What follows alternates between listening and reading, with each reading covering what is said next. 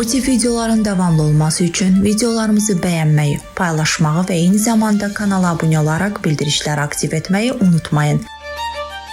Zəncəfilin tərkibindəki cincerol maddəsi tromb əleyhinə təsiri ilə tanınır. Bu maddə trombositlərin bir-birinə yapışaraq laxta əmələ gətirməsini zəiflədərək tromboz riskini azaldır. Azərtib.az-ın məlumatına görə bunu Piroqov Universitetinin həkimi Elvira Xaçirova Gazeta.ru-ya açıqlamasında bildirib.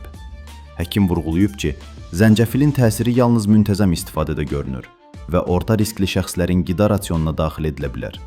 Lakin antikoagulyant istifadə edənlər, hamilə qadınlar və mədə-bağırsaq xəstəlikləri olanlar zəncəfildən ehtiyatla istifadə etməlidir.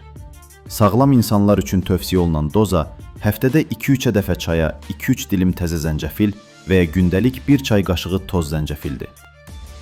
Videonu izlədiyiniz üçün təşəkkürlər. Bu tip videoların davamlı olması üçün videolarımızı bəyənməyi, paylaşmağı və eyni zamanda kanala abunə olaraq bildirişləri aktiv etməyi unutmayın. Sədaqət Kazımova, Azərtib Az. Sağlam gələcək, Azərtiblə gələcək.